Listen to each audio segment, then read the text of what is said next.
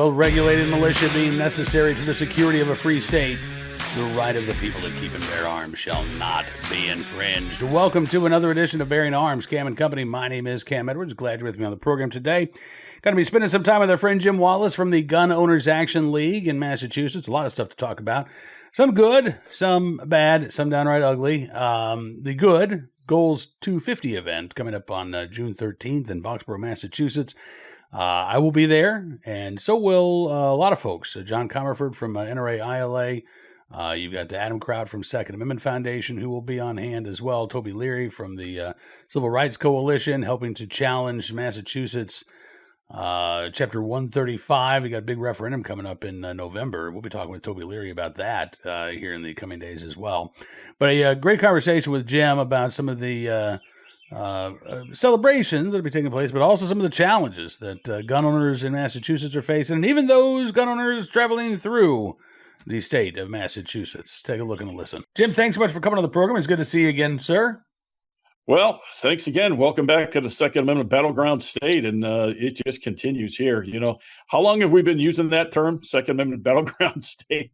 Way too long, right? Way too long, yeah. Way too long. I hate to tell you, but I am joining you from another Second Amendment battleground state, state of Virginia, where, you know, we've had really decent gun laws for as long as I've lived here, since 2004. That is all about to change come July the 1st. We're going to be like South Massachusetts here before long, Jim. It's crazy. You know, Cam, I was actually talking to some folks down in Houston at the NRA annual meeting, and I said, you know, the irony is, you know, 150 years ago, people were fleeing north for freedom. And now people are fleeing south for freedom. So that's how bad things have become up here. Yeah. And unfortunately, you know, as we were talking off air, I mean, basically anywhere where the Democrats are seizing power, they are pedal to the metal going after, you know, our right to keep and bear arms. I mean, you can look at what's happened in Virginia, where 13 major gun control proposals about to become law. Rhode Island, they banned the sale and manufacture of so-called assault weapons last year. They're already trying to ban the possession of these firearms this year.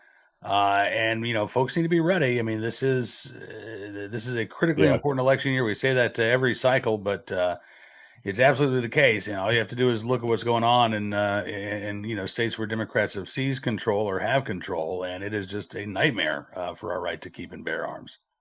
Well, it's interesting, Cam, because for as long as I've been around, you try to stay nonpartisan, right? But how do we do that now?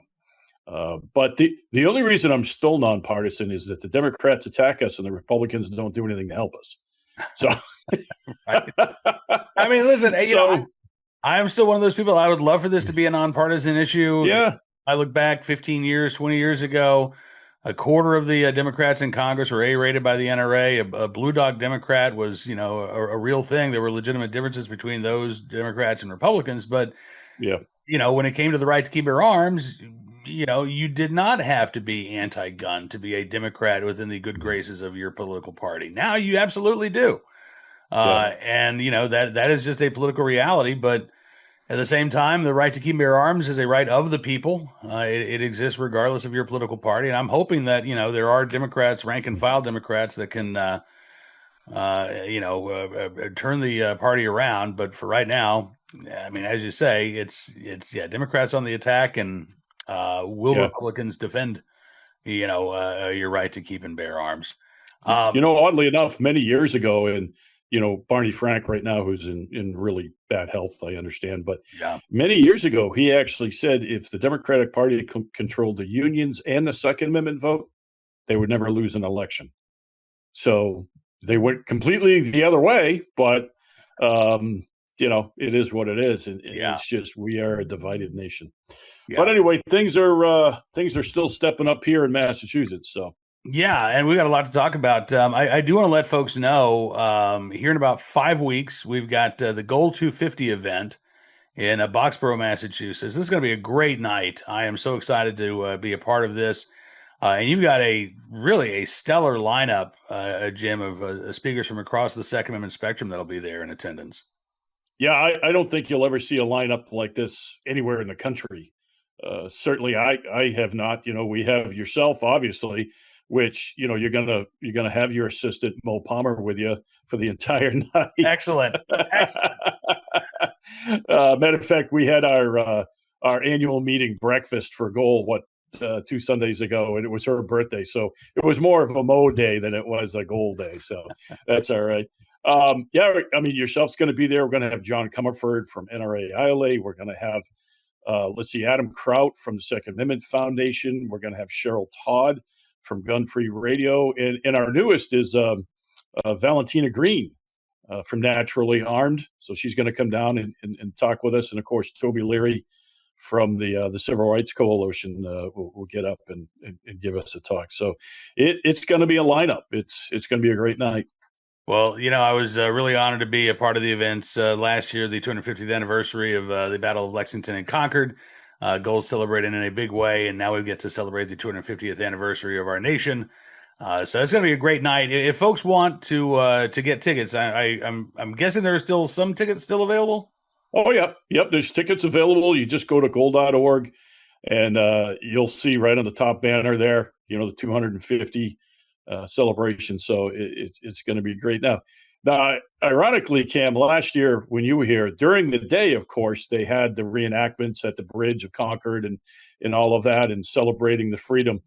But in celebrating the freedom last year, they had a fenced off area called the First Amendment Zone, which to this day I find so ironic that here we are celebrating our, independence, but over there you can say what you want to say, but not over there.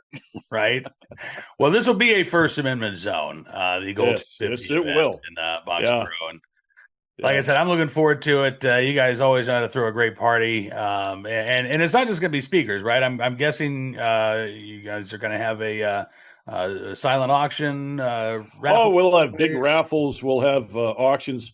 Hornady just came through in droves. They've been a great sponsor of Gold. Matter of fact, they're the sponsor of our recording studio here. And they sent a pallet of stuff for the event. There's 3 safes. There's a bunch of lock boxes, huge range bags. I mean, they did it up. Mossberg donated 3 shotguns. Wow. One of them is the door prize. So, yeah, people are really coming out for this one. It's going to be an event to see. And we were promised by the hotel the AC will work this time. Because you remember last year was a little warm. It was. We got through it, but it was also in April. This is going to be in June, so that's good to know. I'm glad to hear that. Well, in fairness, the hotel said the AC couldn't keep up with all the hot air in the room. So. All right, so there are a couple of items beyond the Gold 250 event that I wanted to talk with you about. By the way, Gold's website, you do a fantastic job of keeping up and informing folks about what's going on in Massachusetts. And there are a couple of stories here that I wanted to touch on. One, you guys posted a couple of days ago, a Gold to defend resident license to carry holder on assault-style firearm charges. And, Jim, as you and I have talked in the past, Gold doesn't generally get involved in, individual cases where somebody is facing charges. I know that you did with the veteran, Kyle, who, and I'm blanking on his last name right now, unfortunately, but, he and his girlfriend driving from Arizona to New Hampshire, they were stopping at DoorDash. He had guns that were legal to own in Arizona, legal to own in New Hampshire, but facing criminal charges for having them there in Massachusetts. What made you decide to get involved in this particular case that we're now talking about, this new case? This is, like what we put out. I said, this is the bomb we've been waiting for it to drop. This is the perfect storm of a case that has so many layers to it under these new laws. If you look at the charges filed against this young man, 23-year-old college student, he is facing over 100 years in prison. And for stuff that should just be an everyday gun owner's safe, right? And, there was one charge of improper storage because he had a loaded handgun close to where he could get it. And, of course, when the officers entered the house, they were serving a protection order. Mm-hmm. Which was dropped the very next day by a judge. So, it was kind of, hopefully spiteful. But there are so many things here that we have been talking about since day one. And Cam, we've actually gotten quite a bit of flack, especially on social media, calling us, taking the extreme point of view just to scare people and raise money. Well, look at this young kid now who's facing over 100 years in prison for guns that he lawfully bought and possessed. So the serialization thing is now mandated in Massachusetts. All guns, other than pre-68 guns and antiques, have to be serialized and registered.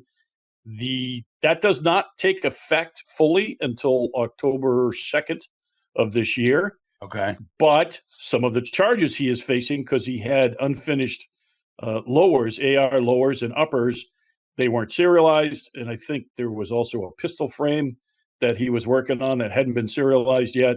So he is facing 6 counts of untraceable firearms. They are also saying there's a brand new term in this in the arrest report that it was completed lower. Never heard that before. And what they're saying is under mass law, a completed lower means that it could be readily put together as a working firearm, and therefore it's an assault weapon.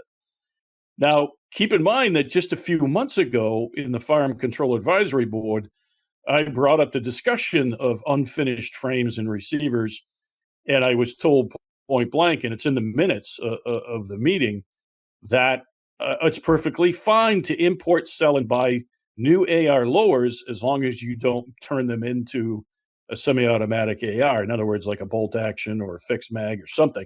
Okay. Well, guess what? Sorry. So in Massachusetts, so for people who don't know now, in Massachusetts, an unfinished frame, not 80%, it just says unfinished frame or receiver, is now a firearm. So you remember last year at the event that you came to, Cam, we actually auctioned off a block of aluminum with a serial number on it. Yeah. And a model number on it. And it was kind of a joke, but kind of not, because it depends upon how far they want to push this. And if you really, as we have said since day one, and now, we're being, it's coming true, unfortunately, that an unfinished AR lower could be considered an M4 because it's unfinished. So what is happening now post Bruin and post Chapter 135, which was the new laws in 2024? There is a complete reset in jurisprudence in Massachusetts. The district attorneys and the judges are acting like there is no history on the Second Amendment in Mass, and they are starting from scratch. The killer, though, is that they're making, and I've had to learn a whole lot of new terms in the last year and a half, Cam, that you have to, even if there's an exemption in the law, you have to use it as an affirmative defense, which means you have to go to trial and prove the exemption, or prove when you bought these guns it was legal to possess them, or prove that the gun you are possessing is legal. There is no looking at the law and going, oh no, that's simply not the case. This person was fine. That's not the way it's being handled now. And I know people get very upset with us when we constantly tell them, be extraordinarily careful. It's awful easy to talk tough behind a keyboard, but when you're facing 100 years in prison, you can scream unconstitutional all you want. But even if you win, you lose. And Mike Harris coined the phrase here, the process is now the punishment. You may never see a day in jail, but your life is destroyed. And this is intentional in the state of Massachusetts. Well, I'm glad to see that you guys are getting involved in this. This arrest report also contained a phrase that I had never seen before, a completed Glock slide that was capable of being converted into a fully functional firearm. So I know about the frames, I know about lowers and uppers, but I didn't realize that a slide could be considered a firearm in Massachusetts. All right, well, we'll be definitely paying attention to this case going forward. Yeah. There's another issue. Massachusetts war on non-resident gun owners continues. Oh, And you say that Gold not directly involved in this case, but you are warning non-residents about the danger of traveling in or through the Commonwealth. This is a couple of people who were, I guess as you say, they left a job in Kentucky. They're going up to New Hampshire to work on a store. Individual from North Carolina was behind the wheel. There were problems with registration. So the three individuals, couldn't use the car anymore. The vehicle had to be towed. Inventory took place. There were two handguns that were discovered. According to you guys, one in a bag that the arrest report stated was under the driver's direct control. So she was subsequently arrested.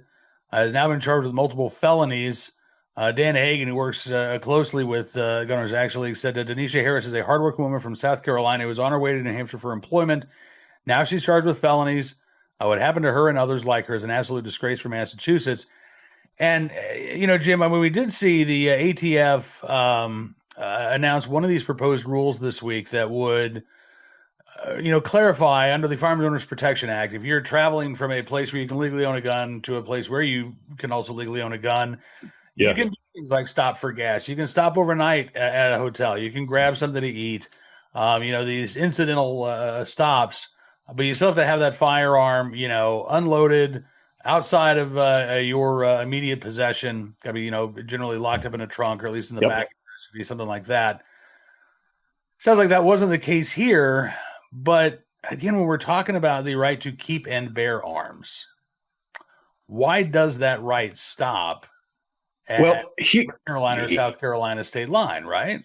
Here's the interesting thing, Cam. Under the new laws, as bad as they are, they specifically put a piece in there that allowed non-residents to travel through the state while carrying a loaded firearm. So what's going on here? Kyle was the same way, right? It was a traffic stop that resulted in the car being towed. This is the third one, actually, because there was one down near Springfield as well, where a person that was traveling for work got in a hit and run accident, and they had to tow the car. And they actually went to the hospital and charged her right there in the hospital bed in the ER. Yeah. So this is a pattern, and in this case, these folks, I'll take their word for it. They were trying to get to New Hampshire from Kentucky, and they were coming through the highways in Palmer, Mass. And anybody who's been in Palmer, Mass. knows it is very easy to miss your exit and get off into the hinterlands. And, it almost sounds like a 1970s or 80s horror movie. I got off the wrong exit, and oh my, what happened? So, and here's a situation again where there was a problem with the registration, and now she's facing felony charges. Her life's going to be destroyed if and Dan Hagan's on that case as well. Yeah. And hopefully he can help her. It's very difficult for Gold to get involved in non-resident cases. Kyle's was really, we jumped on that because he was being detained without bail. He didn't even offer Kyle bail. And he was in there for 4 months, and that's why we jumped on that particular one. But we continue to warn non-residents, don't come through Massachusetts with a gun. Unless you have a non-resident license to carry, which is actually called a temporary license to carry, do not come through this state with a gun. Because as soon as you get pulled over, they're going to claim you're no longer traveling through because now you're stopped, or, you're over here doing this. In Kyle's case, they were doing DoorDash, so that's not traveling through. In this case, she got off the highway and she was driving slow, so you're not traveling through. They're coming up with any excuse to file massive charges against non-residents. And we had those two cases go before the state high court, Donnell and Marquis, and they wrote those cases side by side because they referred to one another. And they said, well, this case happened before we changed the laws, so we'll dismiss that. But this one happened after we changed the laws, so the charges are good. Really? Okay. Yeah. It's insane. And it's not easy to get one of those temporary permits. I mean, as a non-resident, no. As I understand it, at some point in the application process, you do have to travel to Massachusetts. You do have to sit for an Yeah. in-person interview, right? So, Yeah. you Yep. know, somebody who may just be incidentally traveling through the state, who on earth is going to do that, right? I mean, Right. you know, and if you don't even realize that you may have to go through Massachusetts on the way up to, you know, visit family in Maine or whatever, you know, it takes months to get one of these permits. Again, you got to make a separate trip entirely to the state to sit for that in-person interview. It's completely unreasonable to think that, you know, And not it's $100 a year. shot. And when you renew, it takes anywhere from 6 months to a year to renew. And how long So does it last? a year. Yeah, Mike Harris is famous for saying, if it takes you a year to renew, then essentially you've been denied your license for a year. right. It's a deprivation of rights as you travel through Massachusetts. It is insane. I cannot warn people enough across the country. Virginia, where you are, you're already experiencing it. Other states, folks, this is coming. And what I hear across the country too is always interesting. It's like, well, just vote these people out of office. Oh, it's unconstitutional, so don't comply. It's easy to say from behind a keyboard, but when the Right. Democrats have a supermajority here and the Republicans, for the most part, the leadership won't stand up for you and even make a statement, it's tough. And you really have no redress in any matter in Massachusetts as a citizen because all three branches of government work together. I mean, I still remember a case we had before the state high court, and I was floored because in the case, in the actual written decision, the court said, we're going to defer to the wisdom of the legislature in this matter. Excuse me? That is the opposite of what your job is. Right. So it's just insane. But and even the first circuit federal court, good luck. Oh yeah, right. Yeah, no kidding. Yeah. Yeah, we just saw the waiting period decision in Beckwith versus Fry. That was just absolutely insane. That the right to keep your arm does not include the right to acquire a firearm. So Right. Yeah. any preconditions that any state wants to attach to you buying a gun, that's fine. Doesn't implicate the Second Amendment at all. Yep. And speaking of court decisions, I have to bring up this. I hadn't seen this a YouTube page. So I'm really glad you guys are talking about this.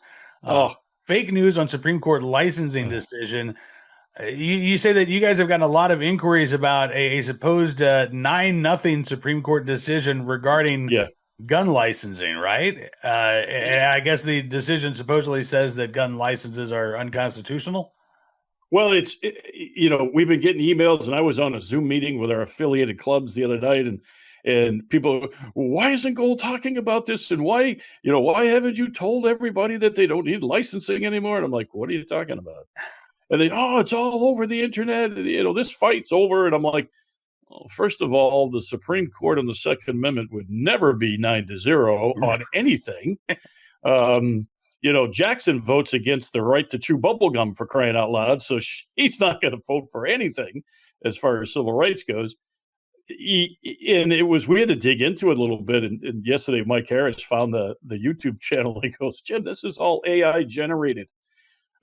Why somebody's even doing this, who knows? But they're certainly stirring it up nationwide that people think the fight is over. And it's like, guys, it's all fake. It's all fake. Oh, but no. You and I both know once somebody gets a hold of something on the internet, it goes around the world 10 times before somebody goes, hey, you may want to look at that a different way. Yeah, no, you're absolutely right. And that's why I'm so glad you are bringing this up. Because like I said, I hadn't heard about this. I got to go do some digging. I went to the page, 40,000 subscribers or 41,000 subscribers to the page, which is, bad enough. Right. A Supreme Court emergency ruling to end all firearm permits in the United States. Supreme Court 6-3 emergency order changes everything. Just absolute bull feathers, let's call it, from this. Right. Yes. So I appreciate you warning folks about this. I think this is only going to get worse as time goes on. The AI slop and the untruths that are put out there so easily. But I am glad that you guys are countering that. And again, just part of the great work that Gun Owners Action League is doing in Massachusetts and really for gun owners all across the country. So, again, if you are a Massachusetts resident, if you live in Connecticut or Rhode Island or New Hampshire or Vermont or Maine or the eastern part of New York, and you can make the drive over to Boxborough, Massachusetts on June 13th to help celebrate the 250th birthday of the United States with some of your fellow gun owners, I would certainly encourage you to do so. Goal 250. Just go to goal.org. You can find information there on the homepage. And Jim, I am looking forward to seeing you in a little bit more than a month and getting a chance to hang out with Mo and all of the rest of the great folks from Gun Owners Action League. I can't wait to make it back up to Massachusetts. I never thought that I would say that, but no. Well, now it doesn't really matter, does it? Because you're in Virginia, so out of the frying pan into the fire, so to speak. Yeah. So I'm going to need some fun, Cam, because I got the bad news when I was in Houston that I was reappointed as chair of the bylaws committee. So, there's some fun there. I'll tell you what for the next year, but. Nothing like 6-7 hours of bylaw meetings, to really get you riveted. Yeah. Well, you're doing yeoman's work there, too. And we probably should have you back to talk about what's going on with the bylaws and the reform efforts that are continuing there at some point in the future. But for now, Jim, as always, man, I really appreciate your time today. And I look forward to seeing you in person here in a few weeks. All right. Thanks, brother. My thanks to Jim for joining us on the program. Looking forward to having him back again very soon. And do want to thank him for talking about that bogus YouTube channel. I'm going to be writing about this at Bearing Arms later today because it's nonsense. I mean, and it could get people in trouble. This website is making up court decisions. All permits invalidated. Oh, no, they haven't been. Believe me, we would be all over that story. Not only making up fake decisions, making up fake cases that led to fake decisions. The AI slop this isn't even just AI slop. I mean, this is just downright dangerous stuff. And unfortunately, I do think we're going to be seeing more of this AI nonsense here in the future. All right, let's turn to a couple of stories that are actually true, have taken place. Today's Armed Citizen story, our good deed of the day, and our recidivist report. We'll start there with a case out of Omaha, Nebraska, where two teens allegedly held bus passengers at gunpoint over the weekend. The local TV station talking about a rise in youth violence because the local district attorney there says that it is as bad in Omaha as he has ever seen it. Douglas County Attorney Don Klein said youth crimes higher than he's ever seen before. He said crimes are getting more violent, more frequently involving firearms. In this particular case, 17-year-old Maurice Smith Walker, now charged as an adult for allegedly holding two Metro Transit bus passengers at gunpoint on Saturday. The prosecuting attorney says the juvenile court's jurisdiction ends when a person reaches the age of maturity, which in Nebraska is 19. So he says the closer people get to that age, the more difficult it becomes to send somebody to juvenile court because the process itself takes time. Well, this guy shouldn't be going to juvenile court at 17 anyway. Yeah, he's old enough to know better. Klein highlighted programs to rehabilitate youth at places like Boys Town, but he said the only places for what he calls violent young people are basically juvenile detention centers. In this case, the Douglas County Youth Center. In this case, the 17-year-old in question apparently has been in and out of that youth center, has a pretty extensive criminal history for 17. And the judge in this case gave Smith Walker a $250,000 bond, which is, decently high, I guess. Interestingly enough, KETV in Omaha reports that right now the Douglas County Youth Center is essentially the only place that violent teen suspects like Smith Walker can go. There is a new facility in Douglas County, the Youth and Family Support Center, that was built downtown, but it's empty. It's not in use, apparently because of financing issues.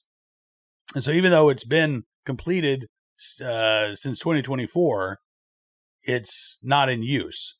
There are 64 beds in that space, and none of them are occupied, which is crazy. KTV says that people can't move into the new space until the capacity numbers are down. Right now, the Douglas County Youth Center is 68 youth. I guess I don't understand why I don't understand what the capacity issue is. If you've got 64 beds, 0 of them are being used, seems to me like you don't have an issue with overcapacity at that point or overcrowding. But I don't know. There must be some intricacies there. But again, here you've got a 17-year-old with a lengthy criminal history, allegedly, getting his hands on a gun, holding people at gunpoint. Maybe now the criminal justice system treats this individual seriously. But given the fact that he's 17, maybe not. Maybe he gets another slap on the wrist, treated again as a juvenile, and the emphasis should be on rehabilitation, not incarceration, despite the lengthy criminal history that he already possesses. I don't know. We'll keep our eyes open on any details from this situation there in Omaha, Nebraska. Today's Armed Citizen story from Mount Dora, Florida, where a homeowner shot an intruder in a domestic dispute. This happened over the weekend, and it turns out the intruder married to a woman who was in the homeowner's residence. This was a Sunday morning, about 8:45. A Saturday morning, I guess, about 8:45 in Mount Dora.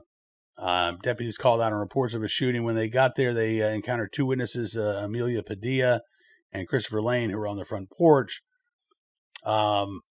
When they went inside the home, they located a man named Michael Lutz, who was suffering from gunshot wounds to both arms as well as his torso. He was taken to a local hospital there. A man named Corey Latourell identified himself to deputies as the shooter, according to a police report.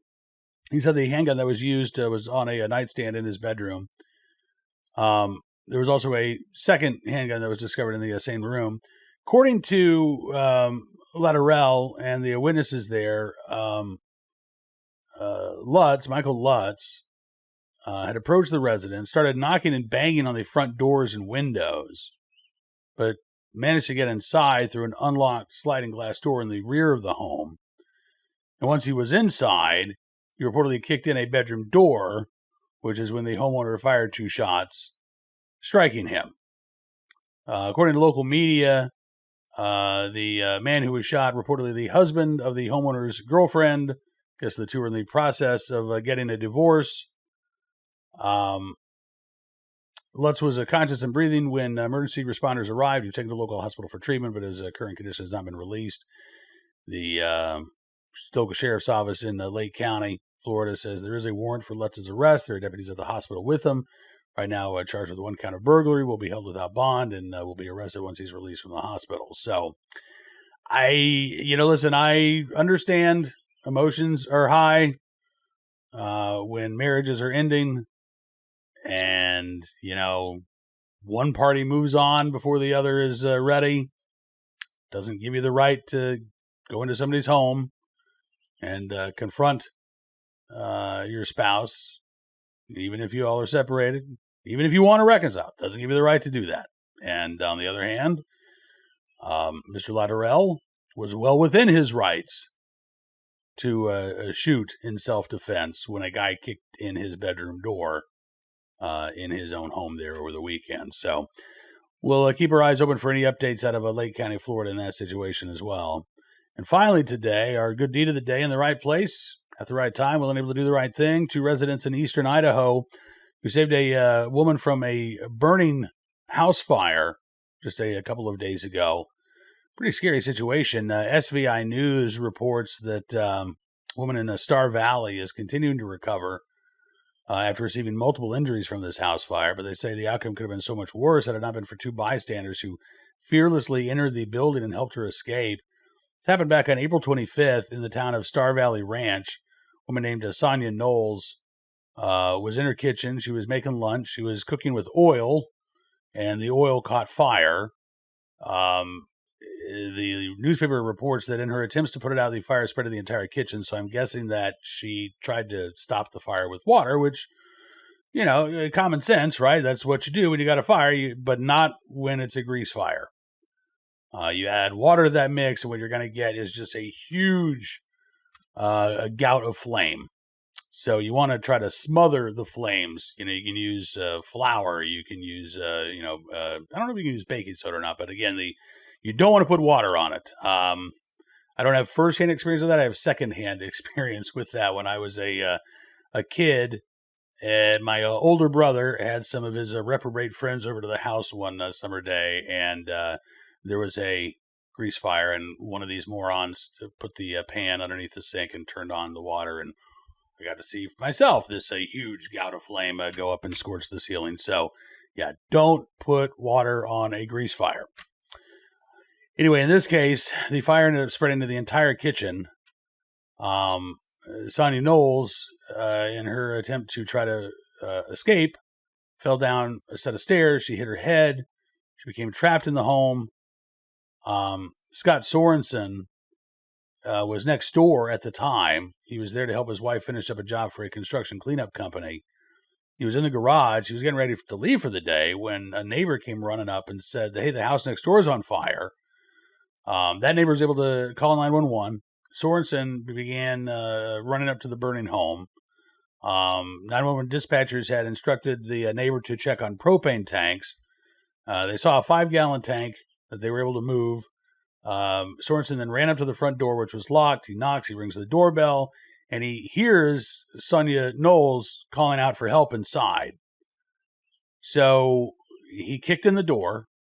He said he initially couldn't see anything because of the thick black smoke, so he yelled again, asking where she was. He heard her answer down the set of stairs. He said, I took a deep breath. I pulled my shirt over my nose. I went in. He said a few feet in, I was hit with the heat, and it took everything out of me, so there's just no air in there. He said, so I had to go back outside. And I asked her, is there another way in? And she said, downstairs through the basement. So then he runs down. He had to kick in that door as well because it was locked. He said, I ran in, ran up the stairs. He said, I saw her feet about halfway up. He was able to grab Knowles by the hand and lead her down the stairs. When they got down to the bottom, another neighbor showed up, and the two were able to help get Sonia Knowles to safety. Sorensen said at that point, Sonia was disoriented. She had multiple burns on her face, her neck, her arms. But again, because of the quick action of the first neighbor to call 911, Mr. Sorensen, and then Matt Beal, who was the second neighbor who actually went into the home, it looks like Sonia Knowles is going to recover and is going to be okay. So, again, in the right place, at the right time, willing able to do the right thing to help a stranger in need. Those good neighbors there in eastern Idaho, thank you for your very, very good deed. And that is going to do it for this edition of Bearing Arms Cam & Company. I want to thank you, as always, for being a part of the program. Looking forward to seeing you back here again tomorrow. But be sure to check out BuriedArms.com throughout the day today. We are keeping you up to date on all of the latest Second Amendment news and information, including bad news out of Connecticut, where the Glock ban bill cleared the last legislative hurdle early this morning, now on its way to Governor Ned Lamont's desk. We've got more armed citizen stories for you as well, and we are continuing to keep our eyes on courts across the country. The DOJ filing suit in a federal court in Colorado, taking on Denver's ban on so-called assault weapons, but we've got some outstanding cases, not like that's an outstanding, no, like still outstanding, right? We have some cases we are still waiting on decisions from the Third Circuit and other circuit courts regarding our right to keep and bear arms, and we are carefully eyeing up the courts, and we'll be reporting on those decisions just as soon as they come down. So be sure to check it out. Again, check out BearingArms.com throughout the day today. We'll see you back here tomorrow. Until then, be well, be safe, and be free. Oh, and don't listen to AI slop, because it's going to see you in the wrong place.